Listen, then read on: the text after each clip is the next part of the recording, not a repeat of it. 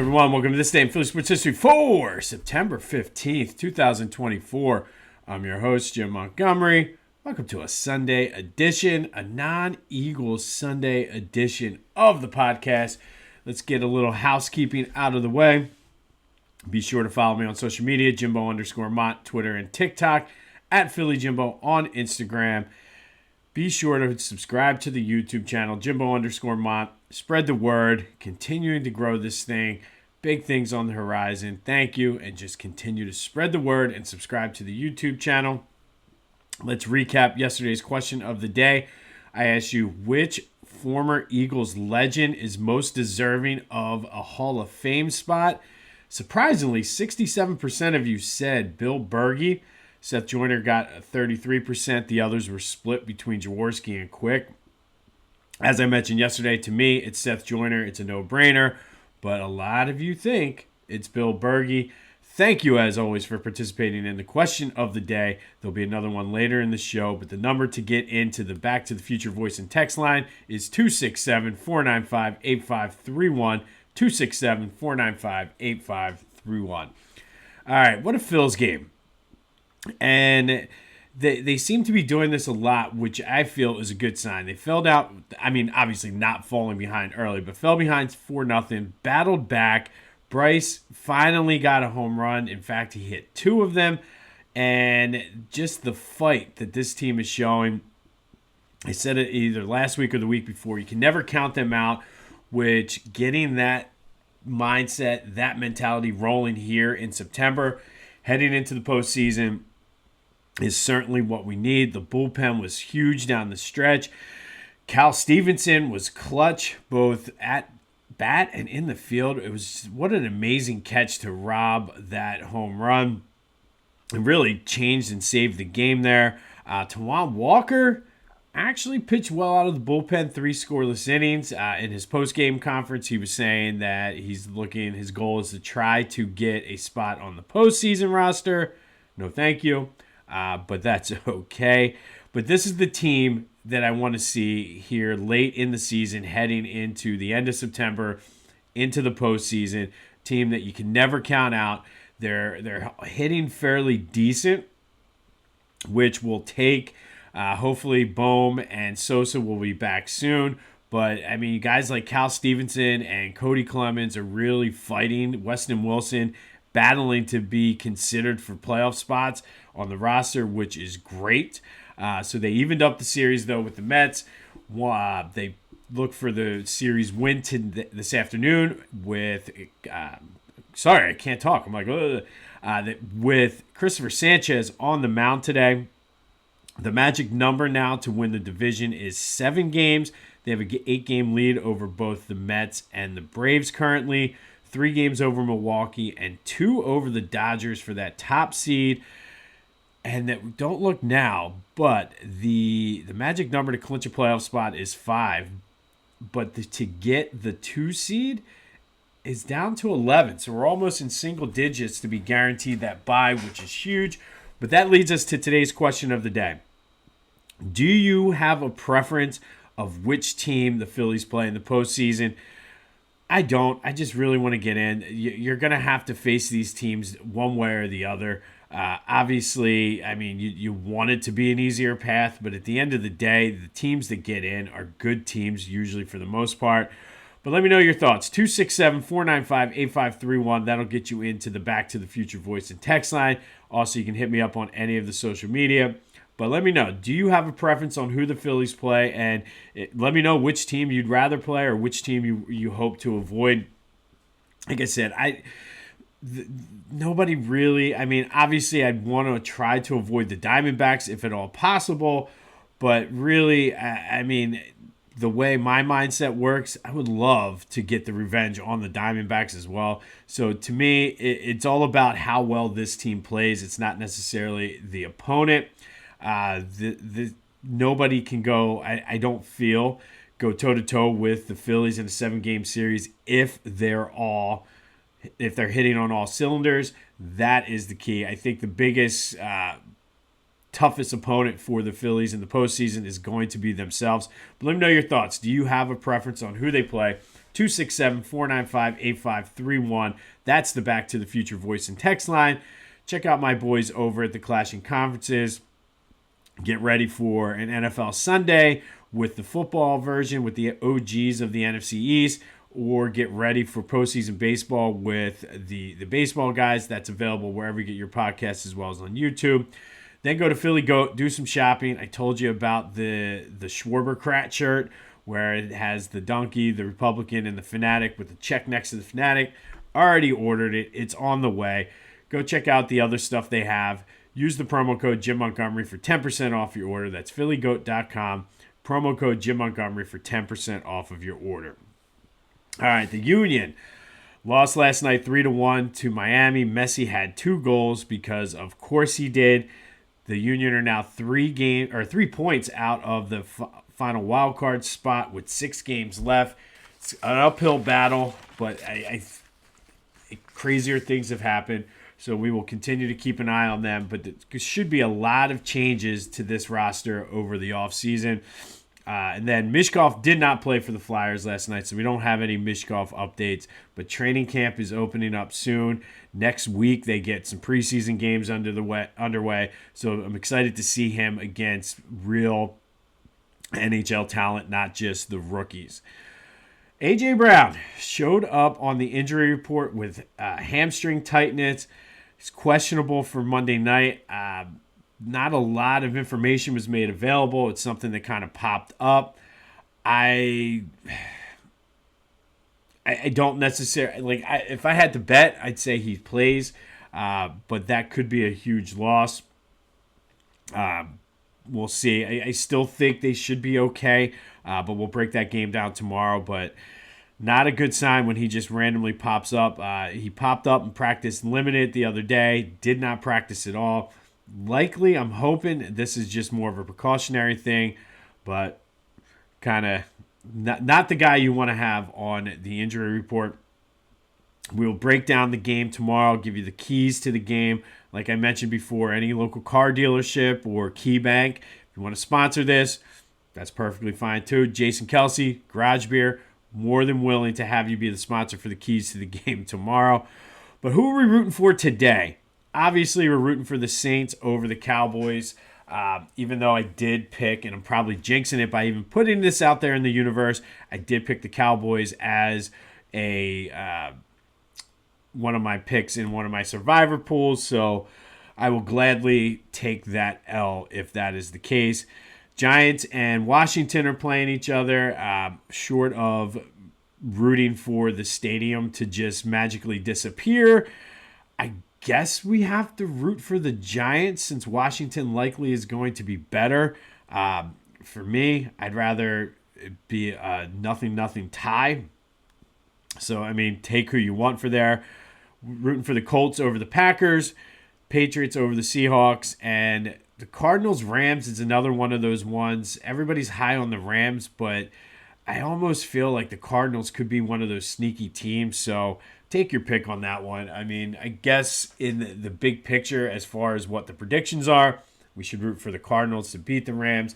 But the Cardinals always just, and going back to even in the late 80s, early 90s, Cardinals always seem to beat the Eagles. So they're up there in my top 10 of most hated teams. So, like I said, take your pick on that. But that's kind of who we're rooting for. Never too early to start getting some of these tiebreakers and things like that lined up. But if I lose the survivor pick with the Cowboys, so be it. All right, today, speaking of the Cowboys, we're going to go back to 1997. And on this day in 1997, the Eagles lost to the Cowboys 21-20 on Monday Night Football. And this was an interesting game that I remember very, very well. The Eagles came in as 9-point underdogs. They had just beat the defending champion Packers the week before. If you remember, we talked back in August. They opened the season with a ridiculous mistake-filled loss to the Giants. So they're 1-1 going into this game, looking to cement themselves as a legitimate team in 1997. Jumped out to an early 17-3 lead. This game was down in Dallas. They actually led 20-15 late in the fourth quarter until until Troy Aikman hit Anthony Miller with a 14-yard touchdown with about 5.5 minutes left. And there was just mistakes galore on that drive throughout the game. Much like the Giants game, they just were making ridiculous, dumb mistakes. However, though, Ty Detmer did lead them down the field to come try to attempt a game-winning field goal, got them in field goal range, set up a chip shot Chris Boniol field goal, the former Cowboy, making his first return to Dallas in this game. And I remember I was a freshman at Temple. It was during the rush period for my fraternity, and I had already received a bid, so I knew I was going to pledge. And there was one of the older brothers was a huge Cowboys fans. If any of you out there are fraternity brothers of mine, you might remember Albin. And I remember talking a lot of trash back and forth with him throughout the game, and really was just like in my glory, because here we are. The Eagles are going to beat the Cowboys. No way Chris Boniol is going to miss this field goal. And as fate would have it, there were 4 seconds left. I think it was Steve Everett was the Eagles center at the time. Steve Everett snapped the ball to Tommy Hutton, who bobbled it. And instead of Boniol just trying to kick it, it was a very short field goal. He could have just attempted to kick it. Tommy Hutton pulled it up, ran with it, got tackled by Dion, and I took the L 21-20 after all of the trash I had talked. And if you know anything about pledging in a fraternity, a lot of those guys, once the whole pledge program started, they did not forget the trash I was talking in that game, and we'll leave it at that. So Albin definitely got his revenge on me twice. And like I said, we'll leave it at that. But that loss kind of set the tone then for the rest of the season. They went 6-9-1. We talked about this. It was the Bobby Hoyen year. And I just still feel like if you win that game and you go 2-1 after beating the Packers and Cowboys in back-to-back weeks, all of a sudden the whole mindset changes. And I feel like this is one of those, I mentioned during the 2-year anniversary show that I was writing a book, The What Ifs of Philly Sports. This is one of those not as big what if moments, but had that field goal gone in, I feel it would have changed the course of that season. And then this ended up being the second to last season of Ray Rhodes' tenure as head coach.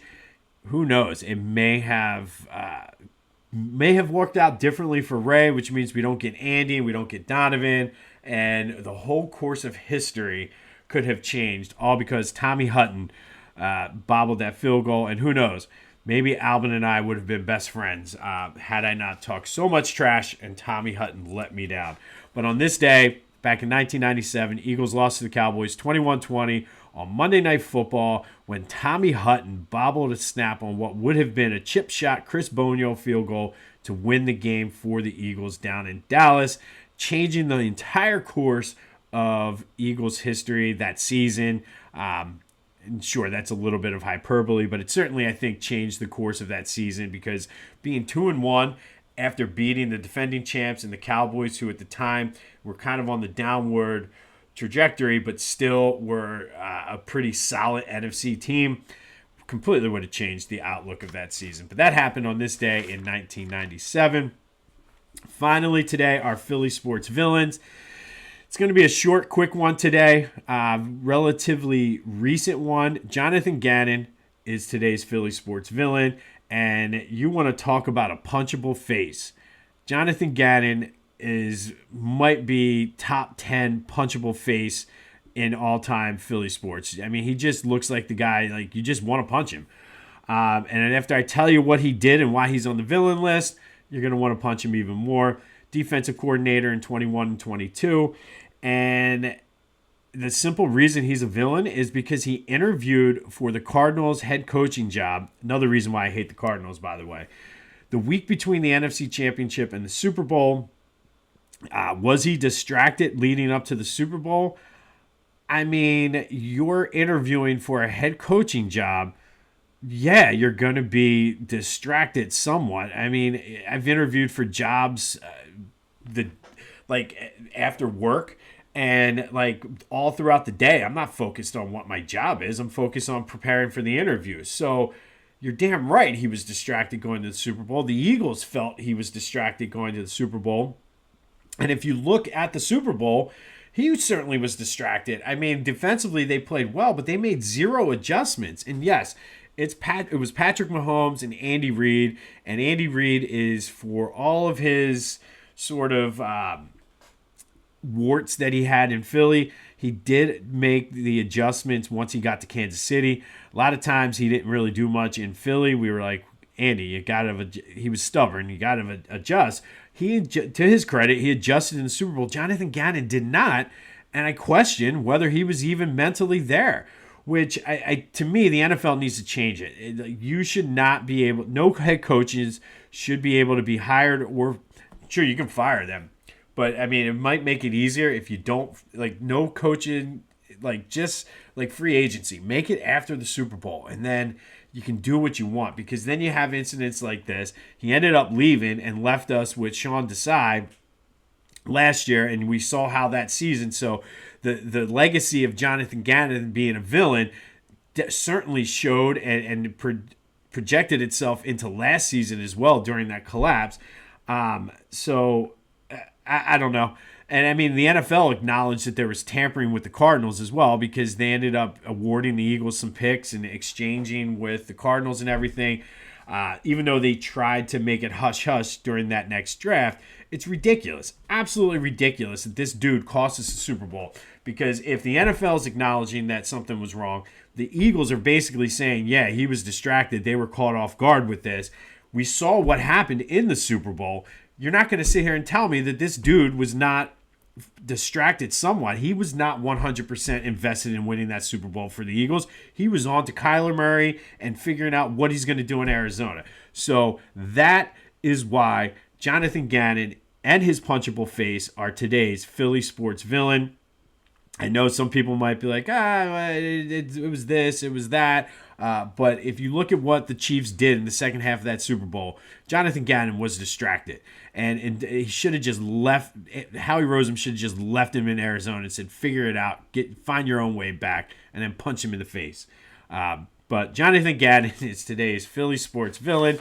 On this day in 1997, Eagles lost to the Cowboys 21-20 in Dallas on Monday Night Football when Tommy Hutton bobbled the snap on what should have been a chip shot Chris Boniol field goal, beating his former team.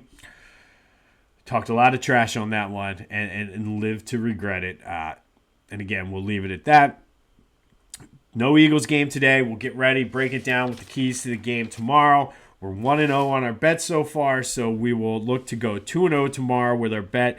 I feel like I have a good read on this game right now, despite AJ being on the injury report, but we'll monitor that too. Hopefully we can get some clarity on that today.